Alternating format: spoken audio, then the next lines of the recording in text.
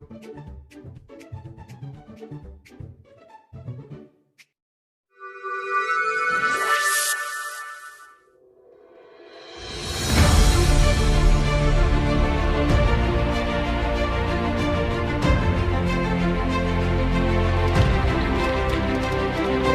Industri 4.0, sistem pendidikan dan pengurusan sekolah di Malaysia diatur agar lebih efisien dan berdaya saing dengan menyediakan ruang kepada pelajar mengasah kreativiti, inovasi, robotik dan teknologi IoT.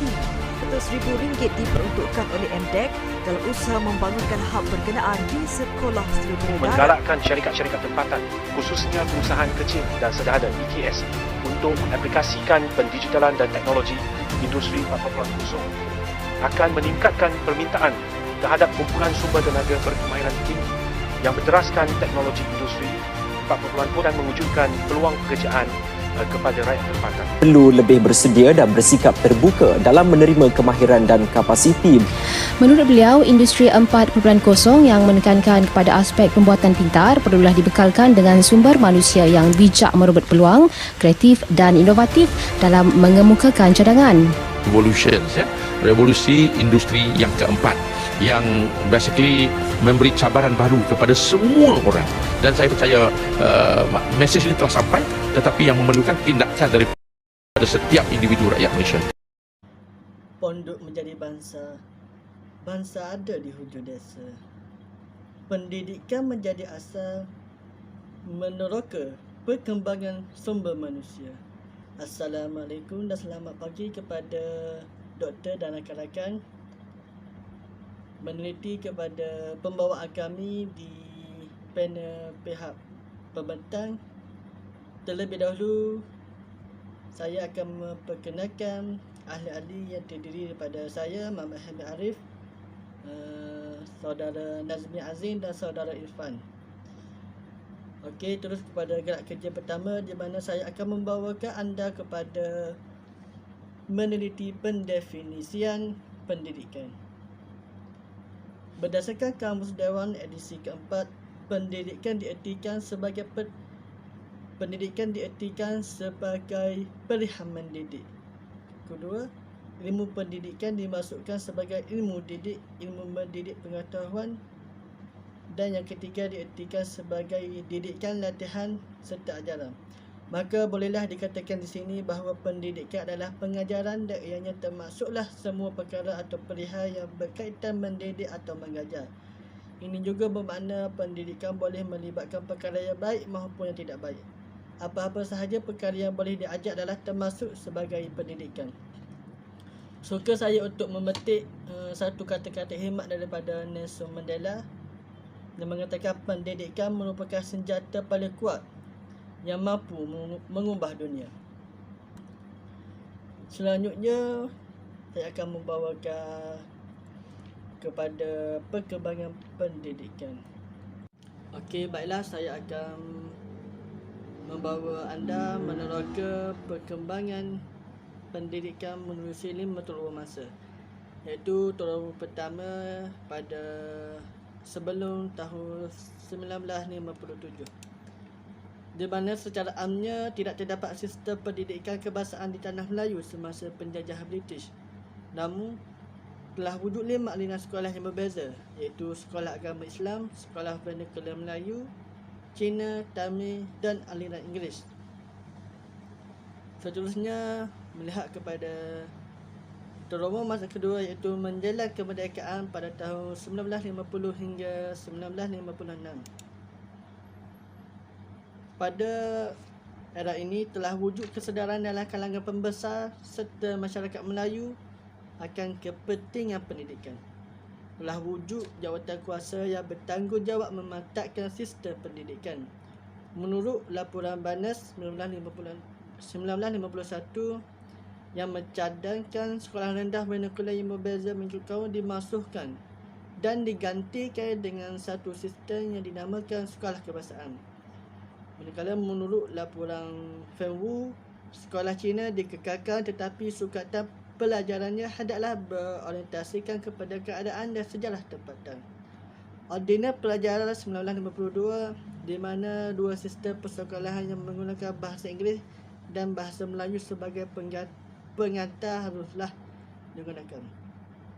Manakala merujuk kepada 1956 di mana menyatakan bahawa sistem persekolahan yang sama bagi semua penduduk. Akhirnya beranjak kepada gelombang masa ketiga iaitu pasca merdeka 1960 hingga 1970. Pada 1961 telah wujud Akta Pelajaran 1961 di mana akta ini menyatakan bahawa pendidikan menerima syur dari laporan Rahman Talib sistem persekolahan yang sama untuk semua rakyat. Bahasa Melayu menjadi bahasa pengantar di semua peringkat sekolah rendah dan sekolah menengah 1962. Dasar pada keluarmasian pendidikan percuma. Pada tahun 1964, sistem pendidikan dimantapkan lagi dengan menghapuskan peperiksaan pemilihan untuk melanjutkan pengajian di sekolah menengah. Seterusnya menginjak kepada dasar ekonomi baru di mana ketika ini mengutamakan pendidikan sama rata, di mana pendidikan sama rata haruslah adil di antara ketiga kaum. Seterusnya pendidikan guru ditingkatkan melalui program guru di peringkat diploma. Seterusnya memperkenalkan sekolah bestari 1999. PSI ditukarkan kepada OC iaitu Universiti Pendidikan Sultan Idris dan telah wujud perkembangan ICT dalam pendidikan. Selanjutnya, akhir sekali melihat kepada zaman dasar wawasan 2001 hingga sekarang. Pemantapan sistem pendidikan dalam Perundangan Akta Pendidikan 1956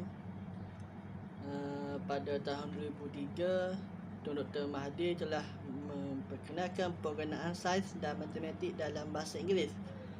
Namun pada tahun 2009, satu kesepakatan kata telah dicapai menetapkan bahawa bermula tahun 2012 perkara ini telah dimasukkan sepenuhnya. Seterusnya pada tahun 2004 telah diperkenalkan Kementerian Pelajaran Tinggi Malaysia di mana Datuk Syafiee Muhammad Saleh dilantik sebagai Menteri Pelajaran Tinggi pertama. Pada tahun 2005 telah diperkenalkan Jacob dan seterusnya pendidikan masa kini yang mementingkan sumber manusia. Seterusnya, rentak pembawaan kami di panel pembentan membawakan anda semua kepada peranan pendidikan. Melihat kepada peranan pendidikan yang pertama iaitu melahirkan tenaga. Orang yang mempunyai pendidikan tinggi dan pengalaman yang bervariasi cenderung mendapat pekerjaan pakar yang bergaji tinggi. Mempelajari dengan bersungguh-sungguh dan mendedikasikan masa dan usaha untuk memperoleh pengetahuan dan mencapai tahap kecakapan yang tinggi akan membentuk seseorang serta membantu seseorang memimpin gaya hidup yang selesa. Majikan melihat pengalaman pendidikan sebagai kelebihan besar kerana mereka semua lebih memilih tenaga kerja yang bertanggungjawab dan berpengetahuan dalam organisasi mereka. Maka menerusi ini, seseorang anggota masyarakat dapat meningkatkan pendapatan menerusi kecemerlangan pendidikan. Seterusnya adalah membangunkan sains dan teknologi. Dalam cabaran mendepani industri 4.0, generasi muda khususnya perlu menguasai bidang STEM. Ini adalah bagi melahirkan muda insan yang mahir dalam bidang teknologi masa hadapan yang menjadi taraf dalam industri 4.0. Dunia kini berdepan industri 4.0 yang memerlukan generasi berpengetahuan tinggi dan berkeupayaan menghadapi cabaran teknologi baru yang lebih kompleks. Dunia kini juga memerlukan generasi yang berdaya tahan dan bukan sahaja menjadi pengguna teknologi, malah memulakan atau mencetuskan teknologi. Jika sains teknologi bukan menjadi aspirasi negara, maka negara akan berterusan menjadi pengguna teknologi dan keadaan ini sangat merugikan.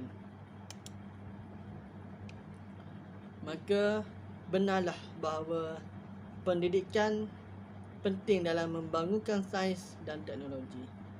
Akhir sekali ialah mengimbangi sosial ekonomi antara kaum. Umum mengetahui bahawa pendidikan adalah medium meningkatkan taraf ekonomi.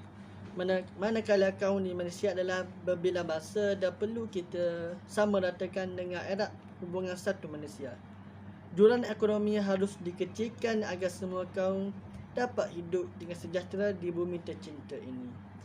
Seterusnya, saya bawakan pembentangan ini kepada pembentang seterusnya. Bismillahirrahmanirrahim. Assalamualaikum. Saya Muhammad Irfan bin Ahmad Syukri, nama matrik 159603. Okey, sekarang saya akan menerangkan definisi sumber manusia. Sumber manusia ialah kumpulan orang yang membentuk satu tenaga kerja yang berkhidmat di sesebuah organisasi. Contohnya sektor perniagaan, industri ataupun ekonomi. Sumber manusia dibahagikan kepada dua bidang khusus, iaitu pengurusan sumber manusia dan pembangunan sumber manusia. Okey, pengurusan sumber manusia. Pengurusan sumber manusia menurut Bohlander dan lain-lain 2001 bermaksud merangkumi penggabungan semua tenaga kerja yang pelbagai untuk mencapai matlamat bersama. Manakala Ivancevich 2001 mentakrifkan pengurusan sumber manusia sebagai fungsi yang dilaksanakan dalam organisasi bagi membantu memudahkan penggunaan sumber manusia secara berkesan untuk mencapai matlamat organisasi dan individu. Selain itu, pengurusan sumber manusia bermaksud sebagai satu sistem yang komprehensif dan bersepadu bagi menguruskan tenaga kerja secara elektif dalam usaha untuk mencapai matlamat dalam organisasi. Pengurusan sumber manusia melibatkan usaha-usaha pemilihan, pengambilan, pengekalan, pemberhentian, pembangunan dan penggunaan sumber manusia dengan cara yang betul dalam sesebuah organisasi. Okey, seterusnya pembangunan sumber manusia. Pembangunan sumber manusia ditakrifkan sebagai satu usaha untuk melatih dan membimbing sumber manusia di dalam sebuah organisasi. Ia bertujuan untuk mencapai tahap kecekapan dan kepakaran serta mempunyai kemahiran bagi disumbangkan kepada organisasi semula. Pembangunan sumber manusia dalam pendidikan. Dalam pendidikan, ciri profesionalisme keguruan perlu dibangunkan secara terancang bagi memastikan setiap dasar pendidikan dapat dilaksanakan dengan berkesan dan seterusnya memberi impak yang besar kepada keberhasilan murid.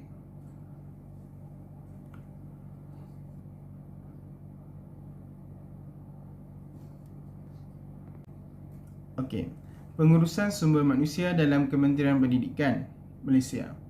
Bahagian sumber manusia iaitu BSM telah ditubuhkan pada 1 Julai 2002 melalui waran perjawatan berikutan dengan perstrukturan semula bahagian pembangunan organisasi dan perkhidmatan iaitu BPOP. Tujuan penstrukturan semula BSM adalah untuk memantapkan lagi pengurusan sumber manusia Kementerian Pelajaran Malaysia sejajar dengan perkembangan arus perdana masa kini. Visi dan misi bahagian sumber manusia dalam Kementerian Pendidikan Malaysia. Visi adalah menjadi organisasi berprestasi cermelang dalam pengurusan sumber manusia Kementerian Pendidikan Malaysia. Misi menguruskan sumber manusia KPM secara cekap, berkesan dan berkualiti bagi menyokong pencapaian matlamat kecemerlangan pendidikan negara. Antara objektif bahagian sumber manusia di dalam KPM adalah menyediakan struktur organisasi yang mantap dengan bilangan personel di tahap optimum melalui pewujudan dan pengisian jawatan mengikut keperluan dan norma perjawatan yang ditetapkan.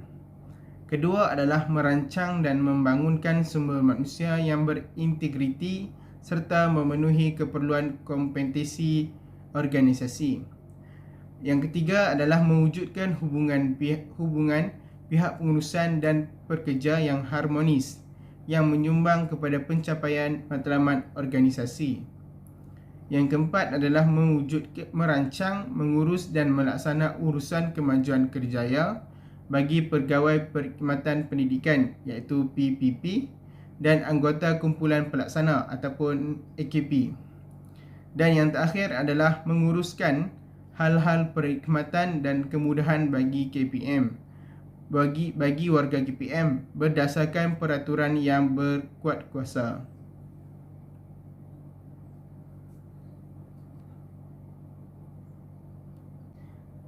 Terdapat beberapa fungsi bahagian sumber manusia di dalam Kementerian Pendidikan Malaysia. Antaranya adalah melaksanakan kajian dan penetapan dasar sumber manusia, kajian pemantapan skim perkhidmatan guru dan bukan guru, kajian norma perjawatan guru dan bukan guru, dan menguruskan pelan perancangan strategik sumber manusia bagi Kementerian Pendidikan Malaysia. Yang kedua, menguruskan pelaksanaan sistem maklumat pengurusan sumber manusia ataupun HRMIS, HERMIS, serta pengurusan rekod perkhidmatan. Yang ketiga, mengkaji pewujudan organisasi baharu, permohonan penstrukturan semula organisasi atau fungsi serta pemantapan perjawatan bagi bahagian Jabatan Pelajaran Negeri iaitu GPN, Pejabat Pelajaran Daerah iaitu PPD dan institusi pendidikan di bawah KPM. Di samping itu, menguruskan permohonan jawatan di bawah anggaran belanja mengurus perjawatan dan menjalankan naziran perjawatan dan perkhidmatan. Yang keempat adalah menguruskan hal-hal perkhidmatan dan kemudahan warga KPM serta memantapkan jalinan kerjasama dengan kesatuan ataupun persatuan guru dan bukan guru.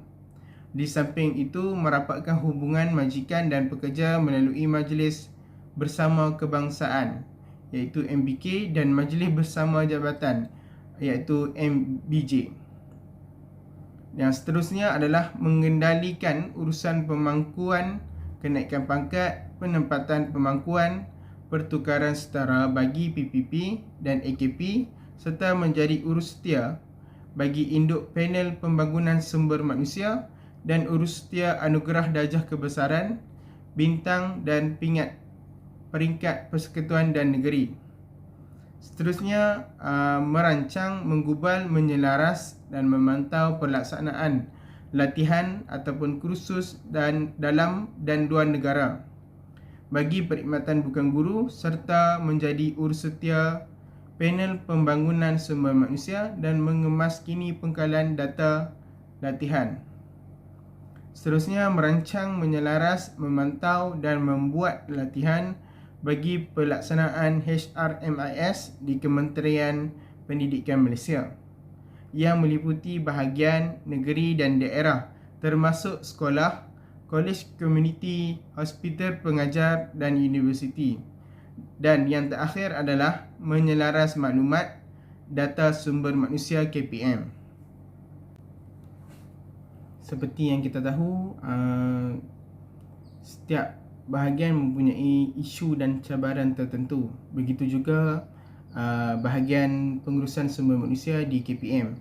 Terdapat beberapa isu dan cabaran yang dikemukakan. Antaranya ialah pertama, penilaian prestasi ataupun insentif dalam pendidikan. Yang kedua, globalisasi pendidikan. Yang ketiga, teknologi dalam pendidikan. Keempat, jaminan kualiti pendidikan. Kelima, rekrutan dan pemilihan staf. Yang keenam, latihan dan pembangunan staf. Yang ketujuh, pembangunan kerjaya. Yang ke-8, ketidakseimbangan gender. Dan yang ke-9, imbuhan. Ke-10, peperiksaan dan pendidikan. Kepimpinan. Yang ke-12, etika dan integriti. Ke-13, tekanan kerja ataupun stres. Yang ke-14, gangguan seksual. Dan yang terakhir adalah pengaliran ataupun streaming.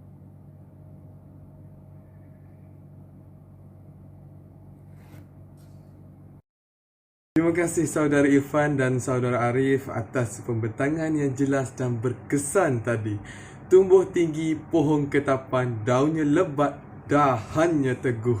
Ingat sibuk ketika lapang, kerja ada, jangan ditangguh. Bismillahirrahmanirrahim. Sekarang saya akan menjawab sesi soalan yang dikemukakan. Apakah kepentingan pembangunan sumber manusia dalam pendidikan? Terdapat 4 kepentingan pembangunan sumber manusia dalam pendidikan, iaitu matlamat organisasi tercapai yang merangkumi organisasi sekolah, IPG, kolej ataupun universiti. Yang kedua, mewujudkan kepuasan dalaman sesebuah organisasi. Yang ketiga, mewujudkan mobiliti dalaman bagi sebuah organisasi. Dan yang terakhir, iaitu yang keempat, kebajikan terjaga. Kepentingan pembangunan sumber manusia dalam pendidikan ialah matlamat organisasi tercapai. Pembangunan sumber manusia yang dijalankan oleh sesebuah institusi pendidikan terhadap pekerja mereka membolehkan matlamat organisasi tersebut dapat dicapai. Contohnya, Kementerian Pendidikan Malaysia menyediakan latihan untuk meningkatkan prestasi kerja guru seperti kursus model program latihan pembangunan profesional guru yang dapat meningkatkan prestasi pelajar sekaligus memudahkan pelajar untuk memahami dan menguasai sesi pembelajaran dan pembelajaran.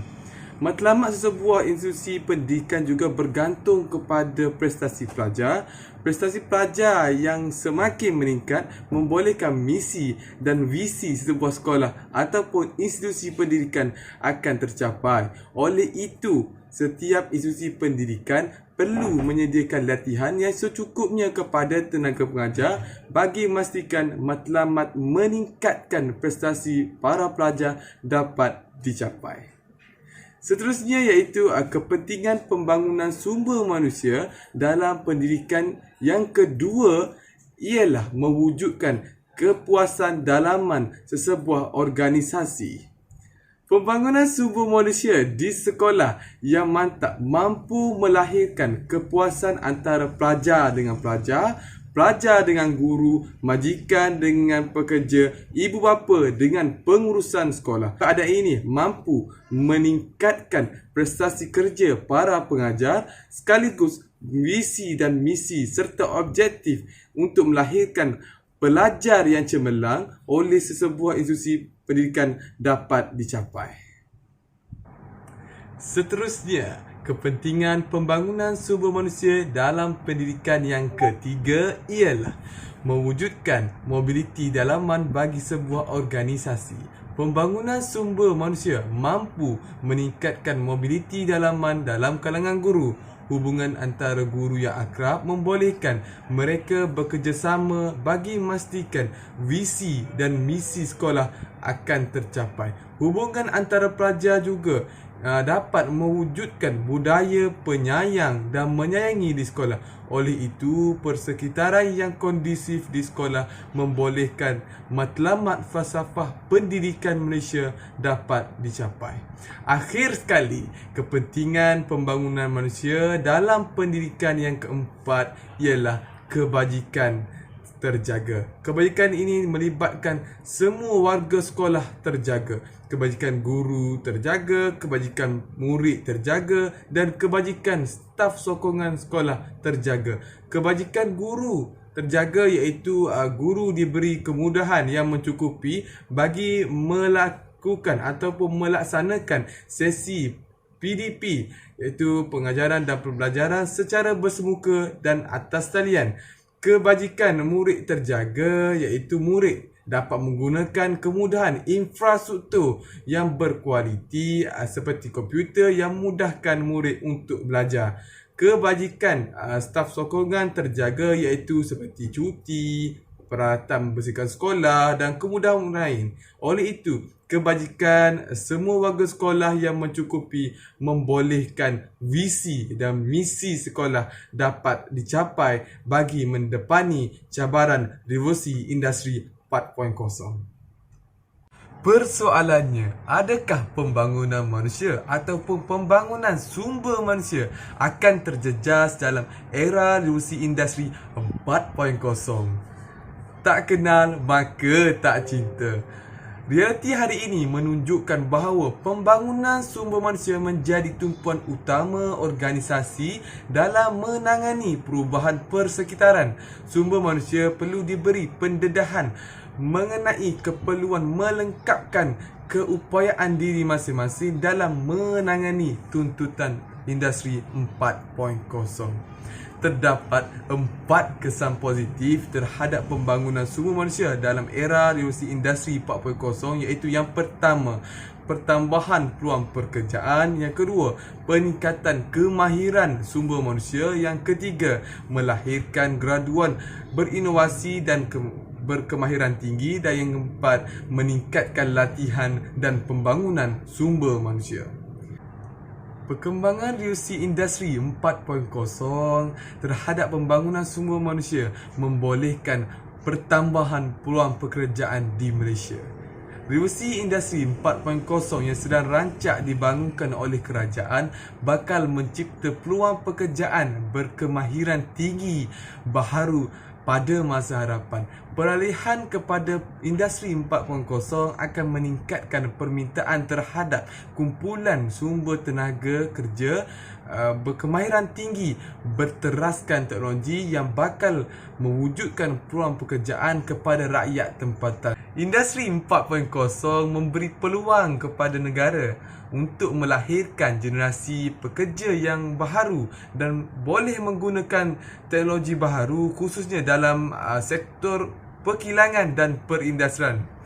Keadaan ini seterusnya akan mengurangkan kebergantungan industri terhadap bidang pekerjaan berkemahiran rendah yang kebanyakannya dimonopoli oleh tenaga buruh asing. Seterusnya, ledakan revolusi industri 4.0 menyebabkan peningkatan kemahiran sumber manusia di negara kita. Perubahan yang berlaku akibat fenomena industri 4.0 memerlukan sumber manusia yang berpengetahuan dan berkemahiran tinggi agar daya saing dapat diperkasa. Walaupun industri 4.0 hanya menitik beratkan penggunaan teknologi dalam industri perkilangan, perkhidmatan dan lain-lain, tapi ia juga akan mencipta kerja-kerja baharu yang berkemahiran tinggi selain meningkatkan produktiviti, kecekapan kos, pengukuhan keupayaan inovasi dan pembangunan teknologi tempatan. Pelaksanaan dasar ini juga akan menyediakan kerangka ke arah melahirkan tenaga mahir bagi pekerjaan-pekerjaan yang diwujudkan. Kerajaan telah melaksanakan pelbagai usaha melalui program dan inisiatif termasuk menubuhkan Jawatan Kuasa Teknikal Kerja Industri for Work yang meletakkan di bawah seliaan Kementerian Sumber Manusia dan Kementerian Pendidikan Tinggi. Positif ataupun kesan positif ledakan industri 4.0 ialah melahirkan graduan berinovasi dan berkemahiran tinggi. Revolusi industri 4.0 adalah era yang bukan sahaja melibatkan pembelajaran komputer dan mesin sahaja, malah melibatkan juga kepada perancangan bakat dan inovasi. Kepelbagaian teknik dan domen dalam revolusi ini bakal membuka ruang kepada para pengajar dan pelajar untuk mempelajari sistem pendidikan baharu yang berorientasikan pendigitalan.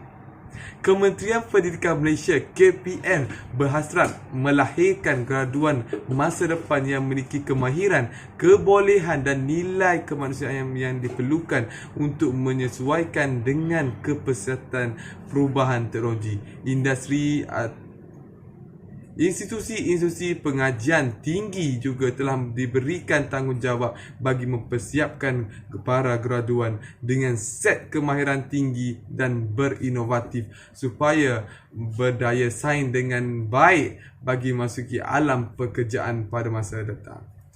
Pendidikan teknikal dan latihan vocational TVET dilihat sebagai agenda penting negara dalam pendidikan bagi melahirkan sumber manusia berkemahiran tinggi selari dengan keperluan industri 4.0.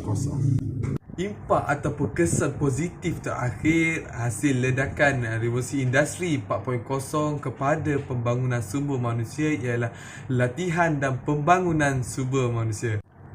Pengabaian aspek latihan dan pembangunan sumber manusia serta kurangnya kesedaran mengenai kepentingannya boleh menyebabkan organisasi tersebut bakal mendepani cabaran revolusi industri 4.0. Antara cabaran yang bakal dihadapi ialah penyusutan moral dan motivasi serta masalah ketidakpuasan dalam pekerjaan. Pencapaian jangka panjang positif industri 4.0 memerlukan komitmen organisasi dalam latihan dan pembangunan sumber manusia. Kemahiran yang perlu diberikan penekanan kepada sumber manusia meliputi 5 komponen yang penting iaitu pemikiran kritikal, penyelesaian masalah, komunikasi, kolaborasi, kreatif dan kesejahteraan emosi. Penambahbaikan pengetahuan, kemahiran, pengalaman dan pendidikan dilihat sebagai komponen penting yang dapat meningkatkan modal insan yang berdaya saing bagi mendepani cabaran revolusi industri 4.0. Sebagaimana kita tahu, sesuatu yang baik pasti ada buruknya. Revolusi industri 4.0 juga turut menjejaskan pembangunan sumber manusia. Yang pertama ialah meningkatkan pengangguran. Perkembangan revolusi industri 4.0 lebih memfokuskan kepada penggunaan alatan teknologi moden dan cara proses pengeluaran barang dalam proses pengeluaran barang dan perkhidmatan. Penggunaan sumber manusia dikurangkan, terutamanya tenaga kerja yang kurang mahir dan separuh mahir akan diganti dengan penggunaan robot dan mesin yang canggih. Hal ini demikian kerana penggunaan alatan moden yang lebih murah dan cekap dapat meningkatkan ekonomi negara. Kesannya pengangguran akan meningkat dalam kalangan pekerja yang berkemahiran sederhana ataupun semarak mahir yang akan menjejaskan peluang mereka untuk kekal ataupun terus kekal dalam pasaran kerja. Impak ataupun kesan negatif ledakan industri 4.0 kepada pembangunan sumber manusia yang kedua ialah menjejaskan sektor keselamatan. Hal ini demikian kerana keselamatan rakyat mudah diakses ataupun mudah didapatkan oleh individu yang tidak bertanggungjawab, menyebabkan keselamatan mereka akan terancam. Apa agak-agak langkah yang berkesan bagi mengatasi masalah ataupun kesan negatif ini? Langkah mengatasi kesan negatif perkembangan revolusi perindustrian 4.0 terhadap sumber manusia yang pertama ialah meningkatkan kemahiran tenaga sumber manusia. Dengan mengarus perdanakan pendidikan teknikal dan latihan vocational TVET, kerajaan telah memberi penekanan kepada pendidikan TVET seperti yang dilakukan di negara maju. Misalnya, dengan mewujudkan di setiap negeri seperti Kolej Vocasional Shah Alam. TVET bukanlah pengajian kelas kedua untuk mereka yang tercicir ataupun kurang cemerlang. Sebaliknya, kerjaya berasas kemahiran yang ditawarkan melalui TVET mampu menjadikan pendapatan yang lumayan. Seterusnya ialah mempergiatkan program latihan kemahiran, iaitu dengan meningkatkan kemahiran graduan kejuruteraan dan pekerja teknikal selaras dengan keperluan pasaran. Misalnya, kerajaan menyediakan dana bagi mempergiatkan program industri skill enhancement di pusat latihan kemahiran negeri seperti IKM, IKBM, Gerak Mara bagi meningkatkan kemahiran graduan dan pekerja. Yang seterusnya ialah melahirkan modal insan yang berkualiti, merupakan langkah memperkasakan pengajian tinggi, iaitu menambah peratusan staf pendidikan berkelulusan PhD. Para pensyarah juga berpeluang menikmati kenaikan pangkat. Kesannya kenaikan pangkat pensyarah di IPTA mampu melahirkan modal insan yang dapat menangani cabaran revolusi industri 4.0. Akhir sekali ia langkah mengatasi kesan negatif perkembangan revolusi perindustrian 4.0 terhadap pembangunan sumber manusia, iaitu melalui tuntutan ataupun peranan organisasi. Organisasi perlu melakukan perubahan ke arah revolusi 4.0 secara berperingkat dan bertindak secara drastik. Setiap pemain industri seharusnya memberikan komitmen yang padu dalam mendepani revolusi industri 4.0. Sekian sahaja daripada kumpulan kami. Sekian, terima kasih.